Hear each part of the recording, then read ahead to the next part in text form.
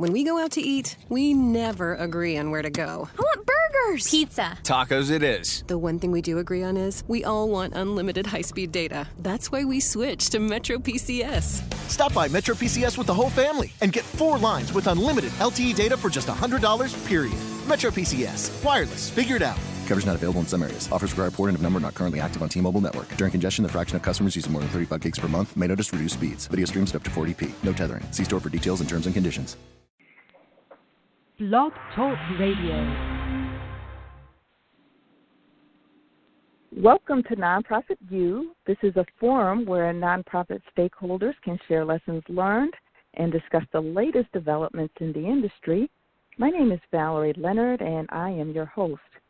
I'm a consultant to nonprofits, and I specialize in community and organizational development. I work with nonprofit organizations to help them make a stronger impact to their clients and communities. You can find Nonprofit U on Facebook and on Twitter. I encourage you to follow us and to comment early and often using the hashtags NonprofitU, KTown Historic District, Paul Norrington, or historic preservation. You can join the discussion or leave comments and questions on the Nonprofit U Facebook page. In order for you to post, you must like the page. You can also email me questions at consulting@valeriefleonard.com. And don't forget to sign up for a mailing list. There's a sign-up button on the top right-hand corner of the Nonprofit U Facebook page. We'll be taking questions by phone and from the chat room at about 2:30 or so. The call-in number is area code 347-884-8121. Again, that number is area code 347-884-8121. We also have live chat going, and if you want to participate, you must open an account, and the link is found on the episode page. We're especially looking for people who are interested in community development. If you have an arts and culture bent, folks who are interested in historic preservation, we're really encouraging you to call in. I will share as many stories as I can and put as many people on the phone as I can. And if we run out of time, I will respond sometime after the show.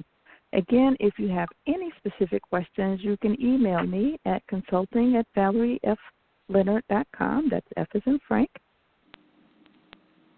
So before we get started, I just want to share a brief overview of the North Lawndale community for those of us who are not familiar with the community. North Lawndale is located about 3.5 miles west of Chicago's downtown area, and as of the 2010 census, about 38% of the residents live below the poverty line, and I think the number is actually higher since the 2015 check has come through. Unemployment for all people is about 18%, and this doesn't include discouraged workers, and that's almost twice the unemployment rate for the city of Chicago, which was 11% during the 2010 census. When we look at unemployment among young adults, the figure exceeds 54%, according to information on the Staines Family Foundation website. The community ranks in the top 5 for crime and is ranked in the top 3 for communities with the most school closings in the city of Chicago when we closed 50 schools. Most of the community would be characterized by city planners as quote-unquote blighted. We now have covered the majority of the land mass of the community. But in spite of the negative manner in which the community has been characterized in the media and by city planners, there are a number of great assets in the community. For example, we have a higher concentration of historic gravestones than any other community in the city of Chicago. North Lawndale is home to the historic Douglas Park, which was designed by famed landscape architect Jens Jensen, and the transportation infrastructure is better than most areas in the city. We have access to major roads, expressways, and public transit. And most importantly, the people are some of the nicest on the planet. And you'll see that when we talk to Paul. So, again, I invite you to call into the show at the half-hour mark, and that number is 347-884-8121. You can also leave questions and comments in the chat room or go to the Facebook page and like Nonprofit U and leave comments there. We would love to hear some of your experiences with using community history to drive positive change. Again, all perspectives are welcome, including the pros and the cons. Today's topic is using history to drive positive change. We'll talk about ways communities can use their history and culture to improve their community development as well as attract economic development. We have extended our podcast to an hour, and we encourage you to call in with questions, again, at the 30-minute mark. And you can start posting in the chat room right now, or if you want, you can email questions or start posting on Facebook. And again, if you want to participate in the live chat, you must open an account, and a link to open the account is found on the bottom of the episode page, assuming that you're looking at the Blog Talk Radio page. That call-in number is 347-884-8121. Again, the number is 347-884-8121. If you don't have a pen and pencil handy, you can, if you're looking at the Blog Talk Radio episode page, you will see that number on the episode page at the top. Today's guest is Paul Norrington. Paul is the president of the KTown Historic District Association. When Paul suggested that President Obama build his library in North Lawndale, his neighbors, and I'll include myself in that number, I'm his neighbor, we laughed him to scorn. UIC, or the University of Illinois at Chicago, eventually partnered with the North Lawndale community to submit a bid that made it to the final round of the Obama Presidential Library site selection process. So as a result of that effort and the momentum that was gained around the bid, there's heightened interest in redeveloping the North Lawndale community. In fact, the site that Paul selected is now under serious consideration to be redeveloped for commercial and industrial use. Paul is currently spearheading the celebration of North Lawndale's 150th anniversary, and he's working with the Chicago History Museum to rewrite the Wikipedia article on North Lawndale. So I want you to join us for a very lively conversation on how communities can focus on their heritage to drive positive change. And again, you can post in our chat room. You can send emails. You can post on Facebook after you like the page. Okay, so enough of that. I want to thank you so much for joining us today, Paul. Before we get started, can you tell us a little bit about your background and what drives you to champion North Lawndale, where most people have written the community off? Well, thank you for having me, Valerie. I was born in North Lawndale. I spent my entire youth here. Adult years, of course, took me away as it does with many adults, but I came back in the year 2000 and saw that the community was facing some challenges that it did not have before. So with that in mind, I reconstituted our block club, and once our block club got back up and running, that attracted the attention of the local Office of Neighborhood Housing Services. Charles Leaks was the director of that office at the time, and around 2004, 2005, we started working together on his idea to make the area that I live in a historic district. And you want to talk about what those boundaries are?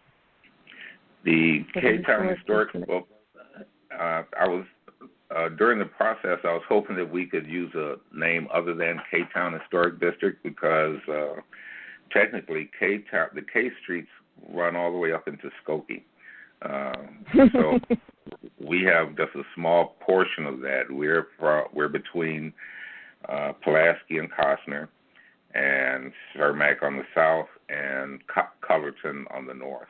It's roughly about 16 blocks. It's one of the largest historic districts in the state. Oh, wow. Okay, so are you guys thinking about changing the name to make sure it kind of reflects, I guess, more specifically where it is?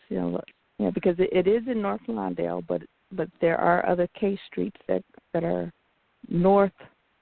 Well, there are K streets that are north of the boundary, but is there any consideration given to make it more specific?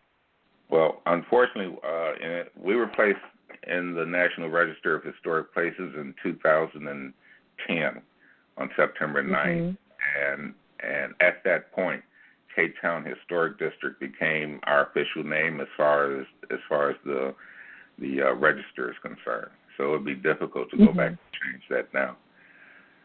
Okay. All righty, but it was definitely a valiant effort.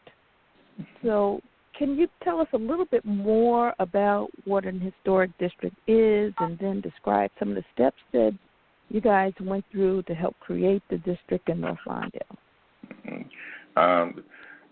Historic district or historic designation being placed on the National Register gives us national recognition, but it does not put any types of restrictions on what to do with your property. Landmark status, you have to go through an approval process in order to make changes to the property.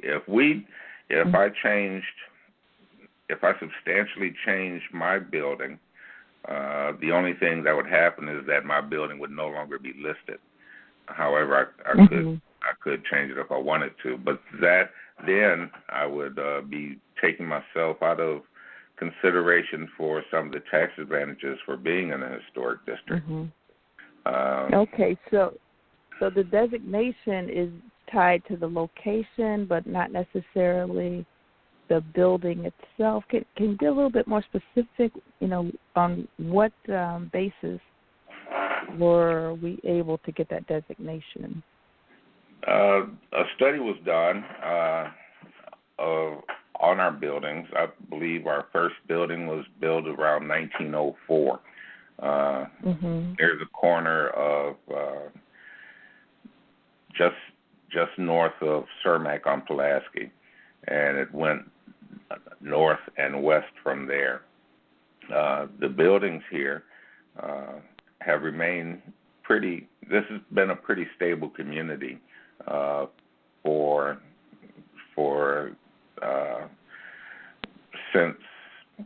since we moved in.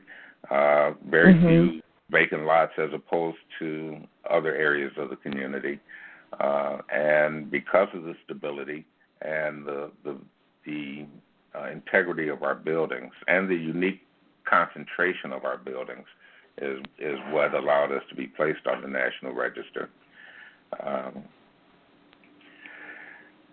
So it is the building,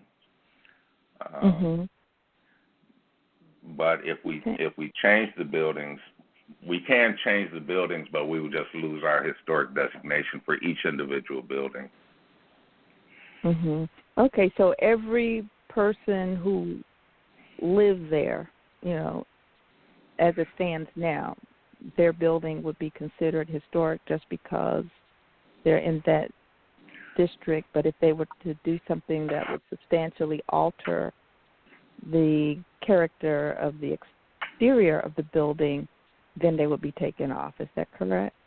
That is correct. However, there are a few buildings within the district that do not meet the standards because they had already gone under some considerable amount of change. So they were never placed on the register. Okay, so how can we check to see if our name is on the roll, so to speak? Well, if our building is listed. In the nomination papers sent to the National Register, there's a description of each building. I have that. I have a copy of that nomination petition. It's pretty thick, and that can be emailed out to other people if people are interested. Okay. I would definitely be interested, but I guess I'm thinking, too, from an archival perspective, it would be great if you get a website and maybe archive that there, and then, if there's a place for hard copies. I know Blanche and the North Lawndale Historical and Cultural Society, maybe they have some ideas. I don't know if they have a physical place to store, to archive, literally archive, not necessarily store like you would regular files, but treat them. Blanche has been trying, and I'm pretty excited about her efforts, along with the North Lawndale Historical and Cultural Society, to get a museum opened for North Lawndale, and so I'm sure that our nomination petition would happily present that to them for the museum. And as far as a website, we are currently building our capacity as a community organization, and at some point, hopefully in the near future, we will have a website. Yeah, that would be great. And, maybe you could partner with Blanche's group. I don't know if she's listening, but we can make sure she gets a copy of this podcast. But it would be great if you guys could partner on that effort to, archive documents, on the website first, and, while you're waiting for physical building, there could be like a virtual museum, for lack of a better word, on the website. That would be excellent. And I've worked with Blanche many years on different projects, and she is a true asset to North Lawndale. Yes, she is. And she and I worked together with North Lawndale Small Grants. We worked, she was on the board and I was the executive director, and we worked on a number of projects, most notably the African Garden project, where we took folks through an exercise of researching the history and culture of North Lawndale, looking at plants that are native to Africa that can also thrive in Chicago. And we were pleasantly surprised to see that half the stuff that we plant in our gardens every year are native to Africa. Plants like geraniums, a number of the different lilies, hosta lilies. Can you imagine? Oh, wow. Celosias, and a number of plants. You will be amazed. Marigolds, canna lilies, calla lilies.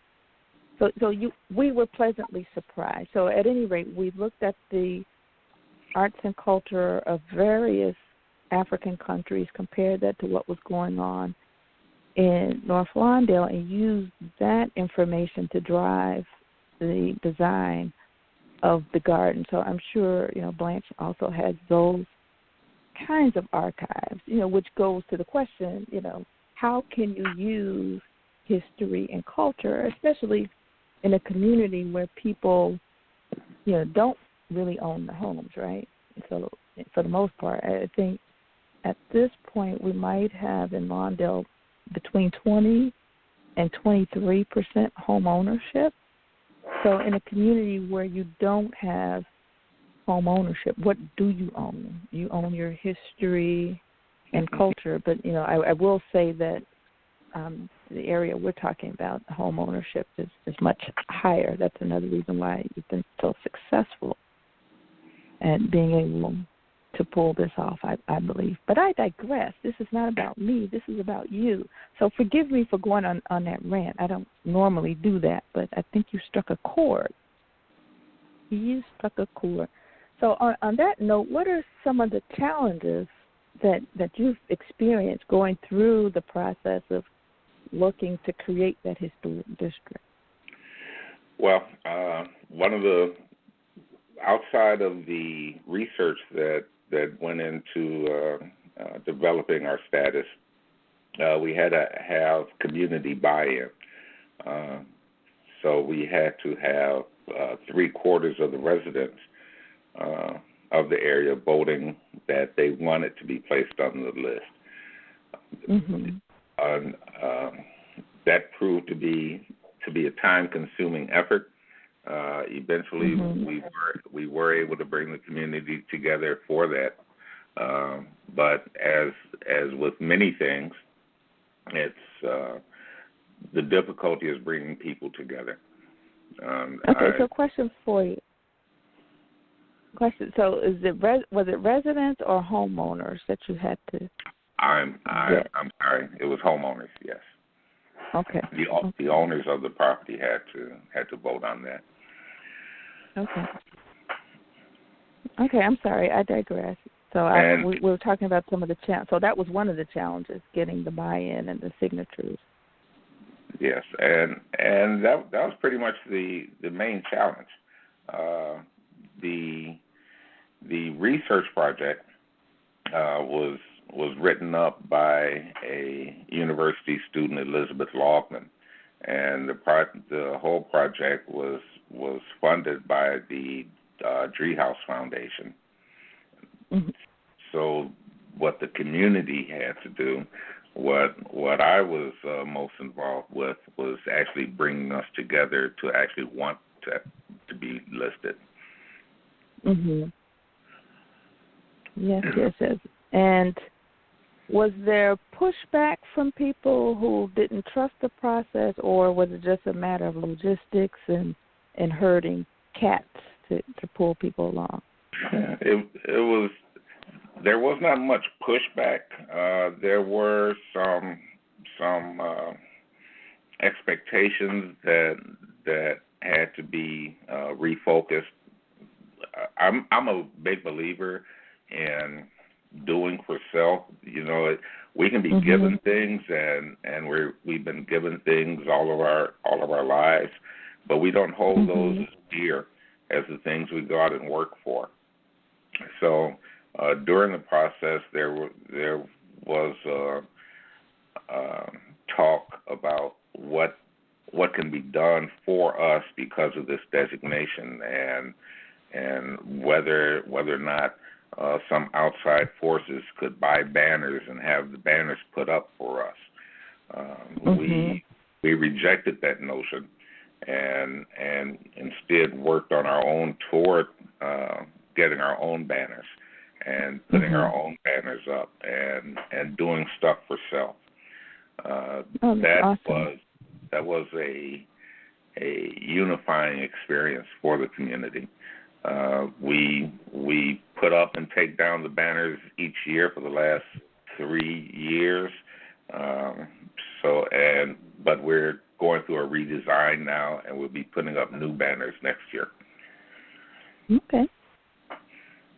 So I guess that's a great segue to my next question. What are some of the plans, or at least some of the visions that you and members of the district may have for the district?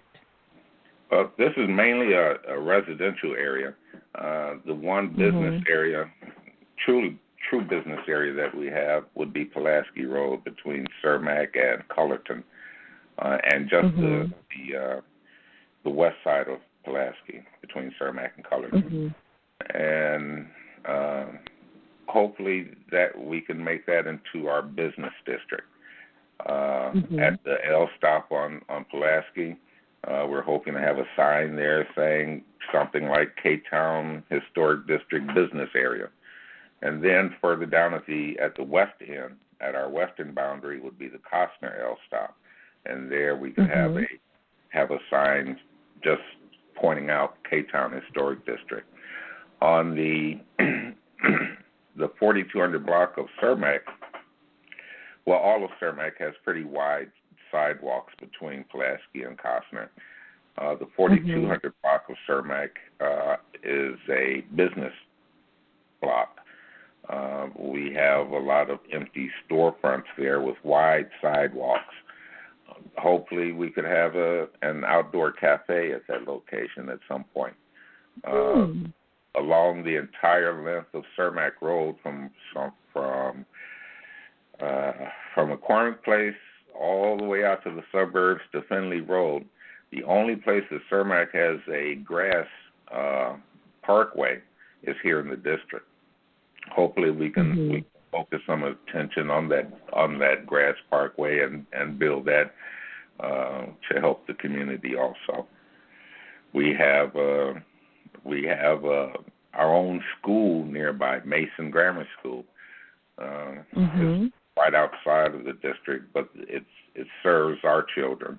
Hopefully, in light of all the school closings, we're working to make Mason a magnet school, so that hopefully we can keep that open and attract new families to move into the area because of the school. Yes, and that strategy has worked very well for the area around Whitney Young. I can remember being one of the members of the third graduating class that actually went 4 years, and when I started there was almost nothing there except for the police academy. That was the newest development, and lots of vacant lots, lots of vacant properties that nobody wanted to live in. In fact, it was a community where, quote unquote, nobody wanted to live. But now you go there, and those same houses that nobody wanted to live in are going for over $1 million, and that's a very prime real estate area. So, schools can be a strong impetus for redevelopment. Yes, and your example of Whitney Young and the area around there brings up the question of gentrification.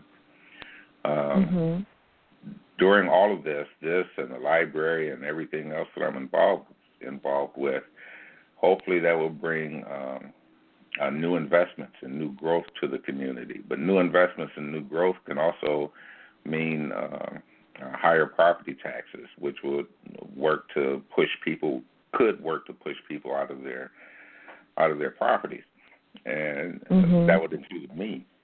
So, in order to protect against that, I have suggested in the past, and I'm continuing to suggest that some form of property tax adjustments be made for people who live in this area. And I'll give you a quick example using arbitrary numbers. Take my property for the last 20 years and what has been the average property tax increase over those 20 years. Let's say it's been 3%. Well, I would be locked into just a 3% increase from now until forever. And the same with all of the other property owners. And as far as renters, take a look at the rent increase for the last 20 years. And again, let's say it's 3%. Well, those renters would be locked into just a 3% increase as long as they live there. But this isn't forever. I'm not proposing this that just go on and on and on. I'm proposing that it be put in place long enough for us to raise a new generation who does everything we want them to do, go off to school and then go off to college, and then get those jobs, get those high-paying jobs that would allow them to come back to North Lawndale to live at market rate. That way, the property could stay within the family structure, going on and on into the future, while at the same time we would be moving forward also, because we've been kind of stagnant for the last 50, 60 years. Yes. So those are some great ideas, and perhaps we could talk more offline about how to push them forward. They're very much warranted because, as you and I know, at some point those property values have been artificially inflated right before the bottom fell out of the real estate market, and now, to some degree the real estate market is still in flux. But yeah, I definitely see a need for what you're talking about. But not to belabor that point, I wanted to remind our listening audience that you're listening to Nonprofit You, and we're speaking with Paul Norrington. Paul is the president of the KTown Historic District Association, and we're talking about the potential to use a community's history and culture to drive positive change. And as you're hearing, Paul is definitely using history and culture to the advantage of folks, in North Lawndale. So we'll be taking questions very shortly. The call-in number is 347-884-8121. Again, that number is 347-884-8121. And those of you in the chat room, feel free, if you have any questions, any comments, and just let us know, how you think the show is going. If you have any experience with what we're talking about, let us know.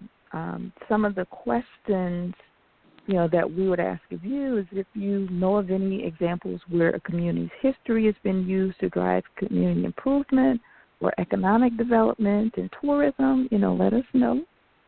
And then, we want to know if you've actually gone through this process before and what some of the challenges you've had or some of the challenges you foresee just from listening to what we've been talking about before. So what are some of the challenges you foresee with respect to using a community's history and culture to drive positive change?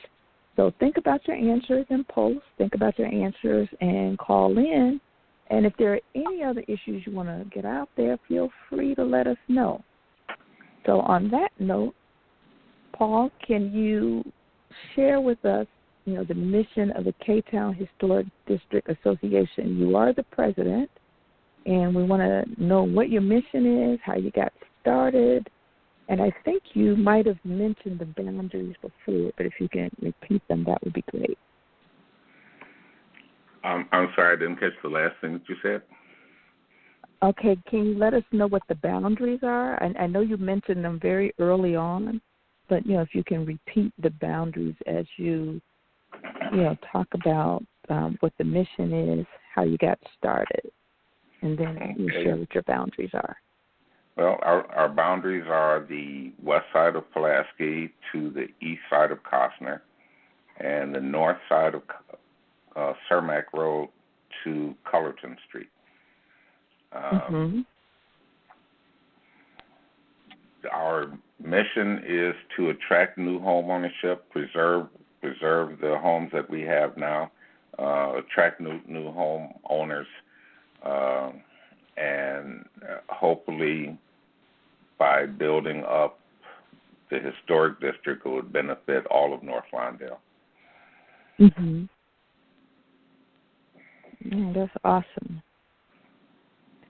Okay, so how did you get started? Was the association developed basically as a result of developing the district, and you had to have some association to govern it, or what was that about? As I was working with Charles on getting the designation, I realized that once we had that designation, we had to have an organization to do something with it, because that designation is pretty significant and could be a real asset. So I met with some other block club presidents in the area, and the same day that we were placed on the National Register, we formed the association. Okay, awesome. I think that was a smart move. We often think about things like creating a district, but we don't think about, okay, well, what do we do afterwards? How do we make make sure it's going on. So it's good, it continues. So it's good that you put that in place for the community. And two, what I like about your work is it's not limited to historic preservation, the preservation, the history. That sounds like a great rallying point, but you're also interested in other things like public safety, community pride, and transportation. And I know you kind of touched on some of this in your other answers, but can you share some insights as to, what you're doing now in some of those areas? All of it is really connected, but not in an obvious way. In 2009, I'm going to switch topics here. In 2009, during President Obama's first inauguration, there was a mention made of President Bush's presidential library, and right then it struck me. Well, we have a black president from Chicago whose main interest was initially building community empowerment. So here we have a black community in Chicago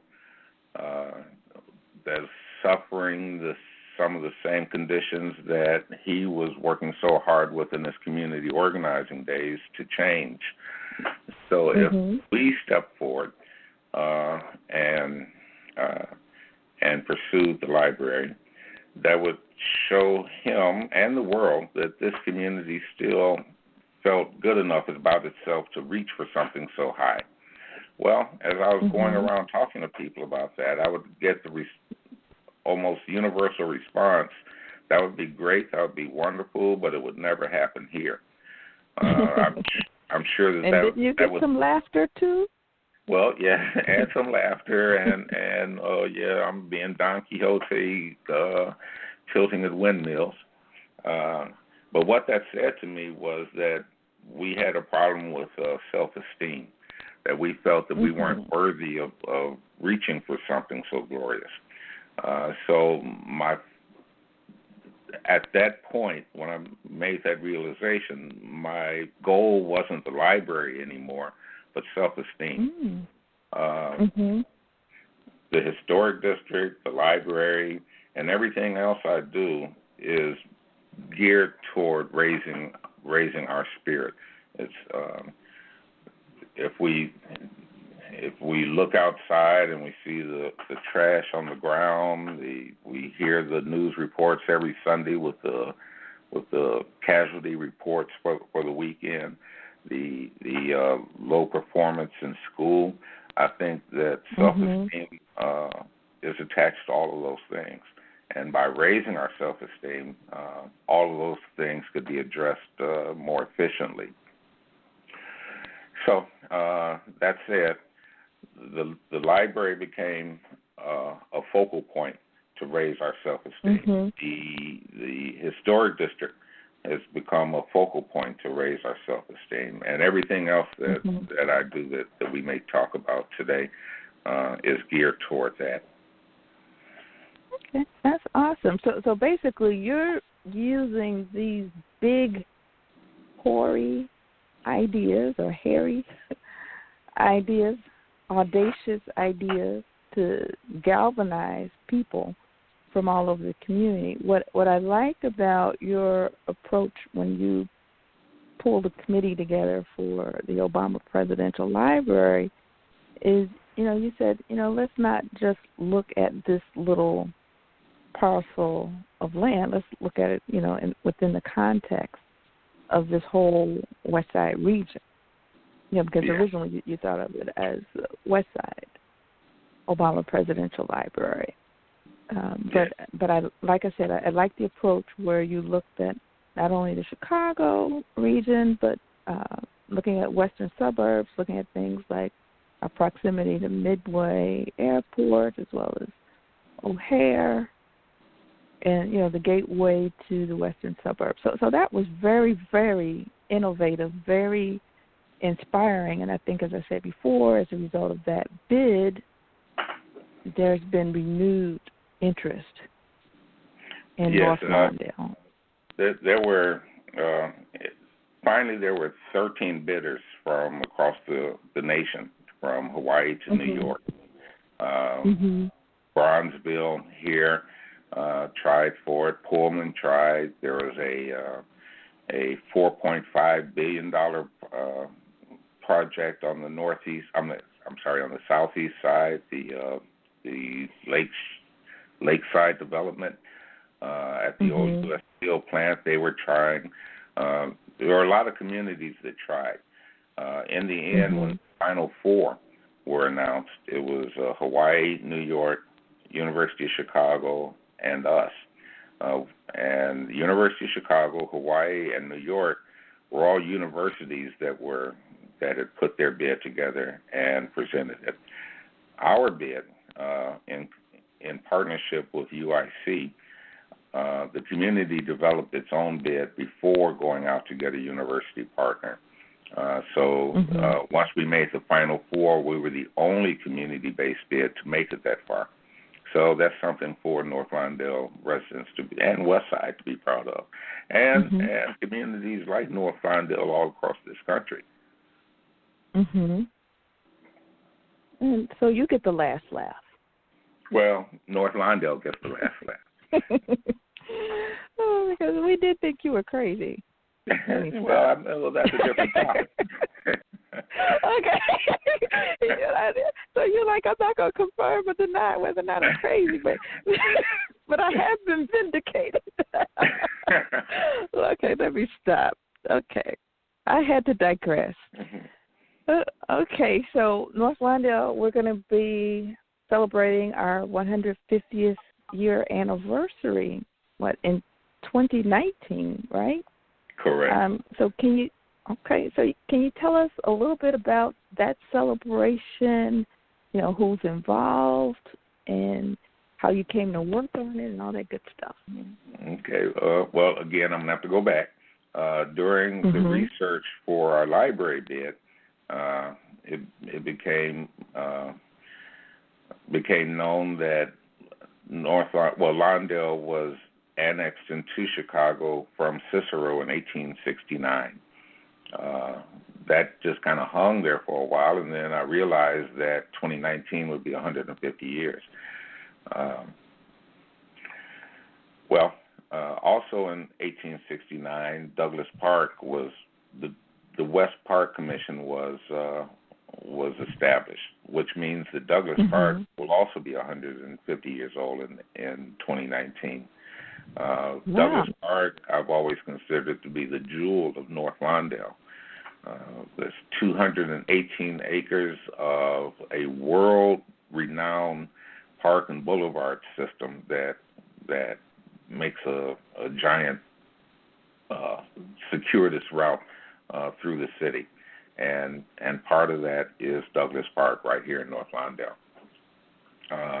And there are other entities that are also celebrating 150 years. UCAN, that recently moved into North Lawndale, will also be celebrating in 2019. So all of that together, realize that we should make some celebration of that, because 150 years of involvement with the city should be recognized and celebrated. Also, during the research for the library, I came across Wikipedia, and looking at North Lawndale's Wikipedia page, there are two caveats that pop up. This is only on the desktop mode. If you look it up on your phone, you won't see it. But if you go to your desktop computer, you'll see two warnings on our page. One says, this article needs additional citations for verification. Please help improve this article by adding citations to reliable sources. The other one says, this section needs additional citations and may need to be rewritten entirely. Well, I don't know what the numbers were for 2016, but in 2015, the first year that Riot Fest was in North Lawndale, 130,000 people. Was that what? No, I'm sorry, 30,000. What? How many was it? Came to North Lawndale, and many of them probably never heard of North Lawndale. So if they Googled it, the first thing they would probably see is this Wikipedia page. Well, North Lawndale needs investment. We need new life, new families moving in, new businesses. So we have all these people who are being exposed to us, but then if they look into us and they see these two caveats on our Wikipedia page, well, the Wikipedia page is sloppy. Well, maybe if the page is sloppy, maybe the community is sloppy, and we don't need to be dealing with that anyway, so forget it. So we needed to change Wikipedia. As everybody knows, the nature of Wikipedia is that anybody can go in and change it. But then that would we would lose the opportunity for our high school students. If our high school students researched our history and then went in to change Wikipedia, one, they would learn college-level research skills. Two, they would gain a new appreciation for their community and hopefully for themselves. Three, they would raise the spiritual level of the community by having our students research our own history. So I'm going around saying this to a bunch of people, and we mentioned Blanche earlier. I was at an on the table meeting that Blanche sponsored, and I'm bringing this up again. And sitting next to me was Peter Alter from the Chicago History Museum. He called me the next day, and we've been working together ever since. We've gone into DRW and North Lawndale College Prep, and surprisingly, Herzl Grammar School. And those students have begun researching our history. At the end of this first semester, they wrote papers, and I was really surprised and uplifted by how much research they had done on their own with some of the facts that they had come up with. Two of our students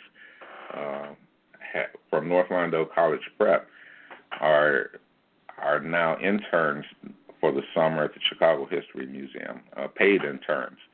And during the course of their fellowship there, they'll also be coming back into the community. Last week, the School of the Art Institute of Chicago is in Holman Square. So they spent a day with the provost of the School of the Art Institute, Paul Coffey, who gave a overview of what the school is doing here in North Lawndale. Then we went down to their downtown campus for a behind-the-scenes look at the museum and the school down there. The whole purpose of that is to show that the power and beauty of the city is also part of North Lawndale. That's not a separate thing. That we're all part of the same thing. They're going to spend a day with North Lawndale Employment Network to be exposed to the sociology of their returning citizens program, workforce development at North Lawndale, and also their Sweet Beginnings products with the Bee Love and the products they're making from their bee encounter that would expose them to the business that's going on. And North Lawndale Employment Network is a nationally known organization that's right here in North Lawndale. So I'm sorry, I'm rambling on too much about these students. That's good stuff. That's why I haven't interrupted you. Okay. So the Wikipedia project then morphed into starting a committee so that we could have a community-wide celebration of our 150th birthday in 2019. 100 years is a centennial. 200 years is a bicentennial. 150 years is the sesquicentennial. And I know a lot of people have a hard time saying that, but by 2019, every North Lawndale is going to be able to say that word. We will be celebrating our sesquicentennial in 2019. So we brought together, like the library, all North Lawndale stakeholders. We have representatives from the community, from the schools, from the Art Institute, from the Chicago Police 10th District,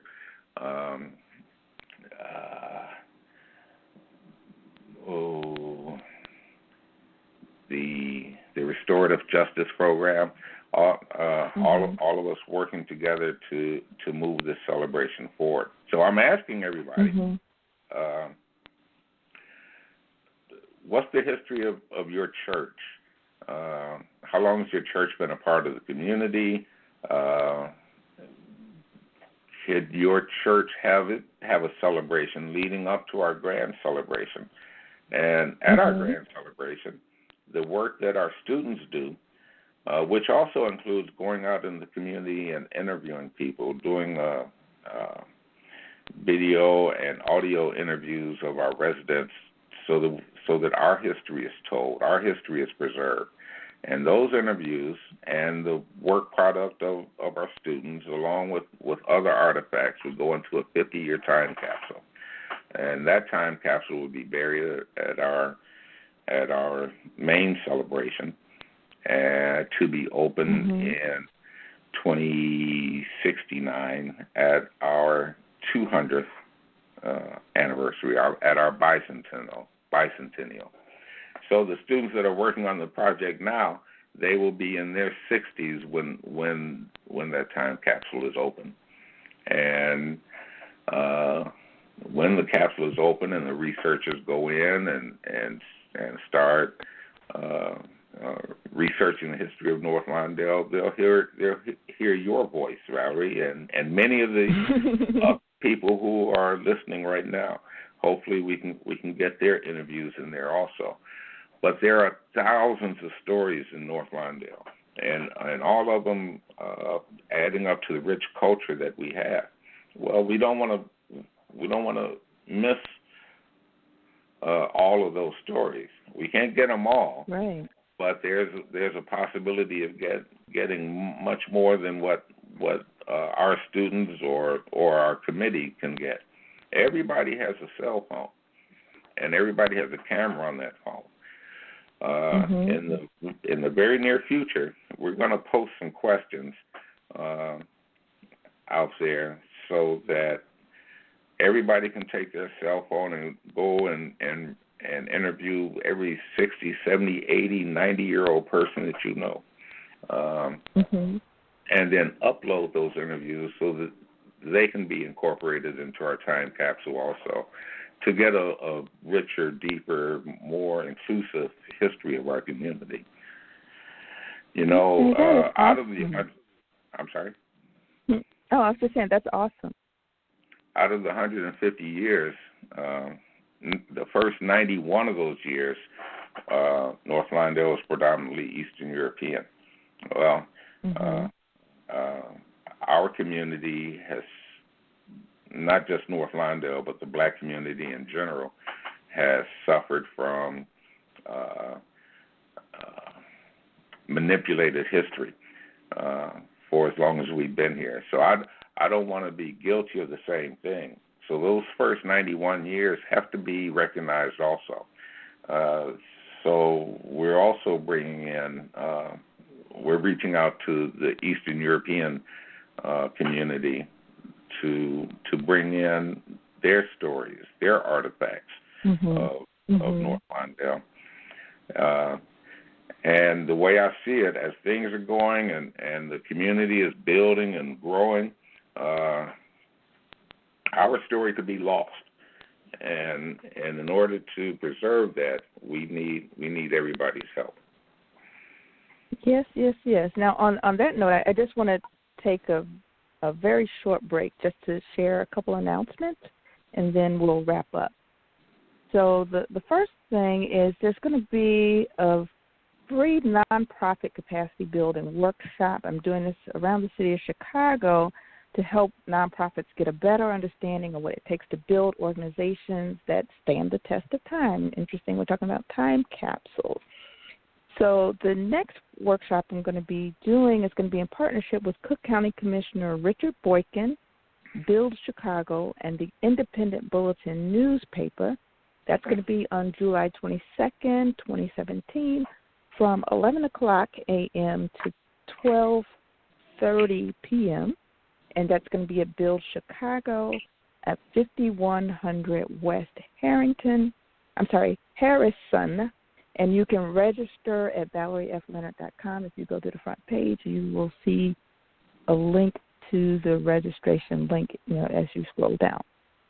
And then another thing I want to call your attention to is the fact that over 40% of Chicago organizations have lost their tax-exempt status between 2010 and now, and I'm going to be hosting a 30-day compliance challenge, and this is a series of webinars to show nonprofit leaders how to maintain their paperwork and get it up to speed within about 30 days of completing the series, and you can also register for those webinars at ValerieFLeonard.com.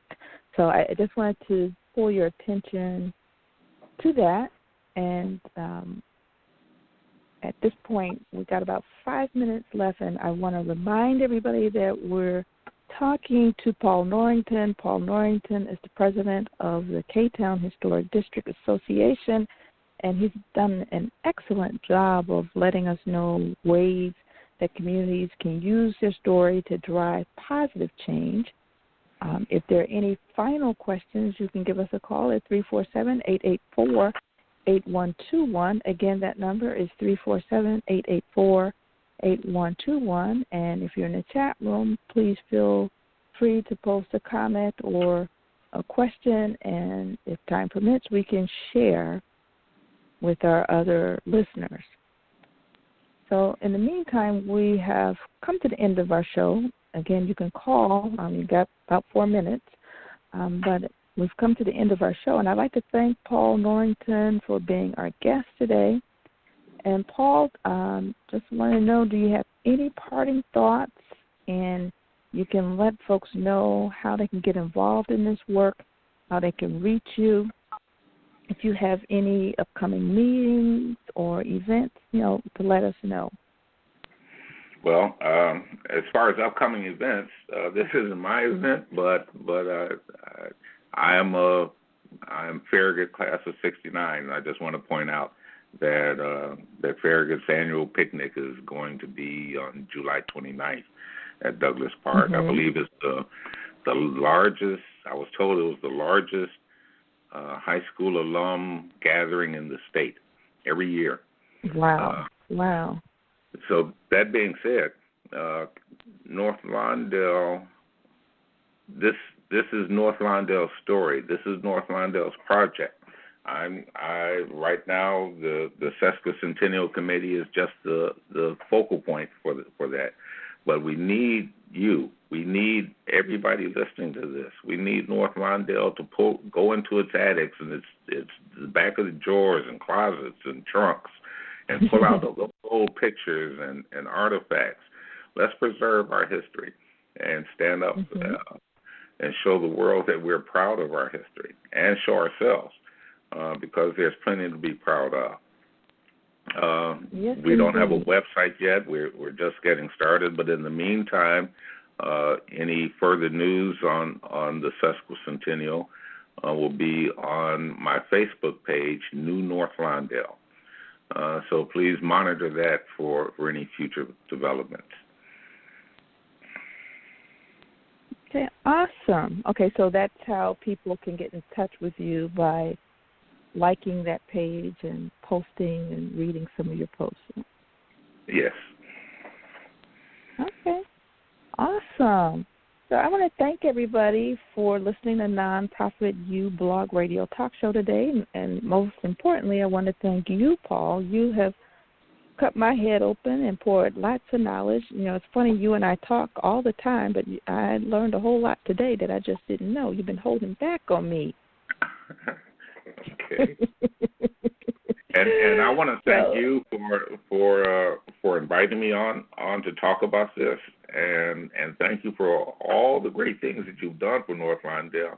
I don't know if I have time or not, but when I first got started in the community work, the one name I kept hearing over and over and over was Valerie Leonard. You have been a real asset to this community, and we are blessed to have you.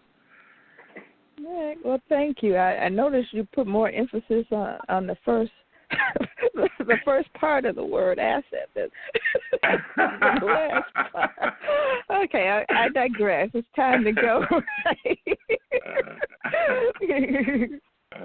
All right. So it's time to go, but the show has been wonderful. I learned a lot. The podcast will be available for download within about an hour. We encourage people to share it early and often the Chicago way. And be sure to tune in next week when our guests will be Christopher Raphael, Carlos Luna, and Mike Palaguachi from Chicago Veterans. And you're a veteran too, right? I am not. You're not? Okay. For some reason I was thinking you were. But thank you for your service anyway. You've done a heck of a lot for North Lawndale. Thank you, Until then, all right. So I'm going to let you go now, and you take care, and thanks again.